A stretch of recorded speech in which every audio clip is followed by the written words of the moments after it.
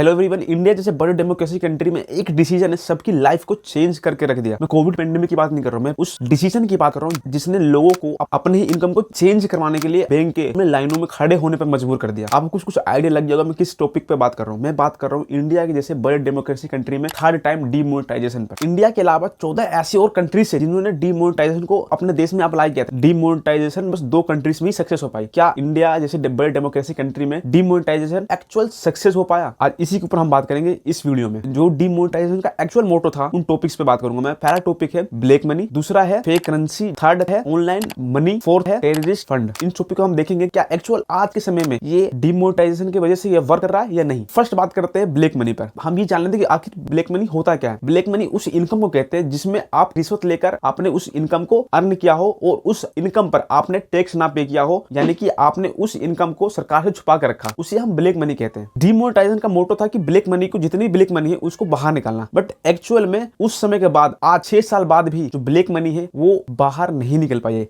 कुछ समय पहले एमएलए और आईएएस घर में इतने बड़े अमाउंट रिसीव्ड हुए कि उनको सीज किया गया था। इतने बड़े अमाउंट 6 साल बाद भी ब्लैक मनी इंडिया से लगभग गई ही नहीं है। अब हम दूसरे पॉइंट पे बात करते हैं कि फेक करेंसी रैकेट को कैसे रोकना। पीएम मोदी के एक और मोटो था कि फेक करेंसी से उस समय 5000 और 1000 के जितनी फेक करेंसी थी उनको बैन करना था। अभी रिसेंटली 8 करोड़ रुपए फेक करेंसी रिसीव्ड हुई है, यानी कि 8 करोड़ रुपए फेक करेंसी के रूप में थी 6 साल बाद। एक्चुअल में डीमोनेटाइजेशन का इन सेक्टर पर कोई फर्क ही नहीं पड़ा, यानी कि फेक करेंसी अभी भी इंडिया में है। अब थर्ड पे बात करते हैं। थर्ड है टेररिस्ट फंडिंग। पीएम मोदी का ये कहना था कि जितने भी हमारे जो करेंसी से टेररिस्ट को फंड किए जा रहे हैं हमारे देश के खिलाफ में, उसको रोकना है। डीमोनेटाइजेशन के बाद एक सीआरएफ की एक रिपोर्ट में ये दिखाया गया कि 70% जो इंसिडेंट थे 2016 में 2017 में घट गए, यानी कि 70% इंसिडेंट घट चुके हैं डीमोनेटाइजेशन के बाद। बट लोग इसका मतलब कुछ और बताते हैं कि जम्मू कश्मीर में जब 370 लागू होता उसके बाद ये इंसिडेंट घटे। बट कहीं ना कहीं डीमोनेटाइजेशन का इस सेक्टर पे कुछ ना कुछ असर पड़ा है। हम फोर्थ बात करते हैं, सबसे इंपॉर्टेंट है ऑनलाइन पेमेंट, जिन्होंने भी उनको प्रमोट करना था डीमोनेटाइजेशन का मोटो। इस इंडस्ट्री में एक मैं स्टोरी के थ्रू बताना चाहूंगा। विनीत एक सेलर है जो रोड साइड में अपनी कोकोनट शॉप चलाते हैं। उन्होंने बताया कि डीमोनेटाइजेशन के बाद उनके बिजनेस को 50% इंक्रीज मिला, यानी कि बूस्ट मिला है उन्हें। ऐसा क्यों हुआ? डीमोनेटाइजेशन से पहले विनीत को अपने जो कस्टमर थे उनको ज्यादा समय देना पड़ता था खुला करने में, उनको छूटे नहीं हो जाते, उनके कस्टमर उन शॉप से चले भी जाते थे। बट डिजिटल पेमेंट आने के बाद विनीत को 2 प्रॉफिट हुआ है। पहला प्रॉफिट हुआ है कि उनको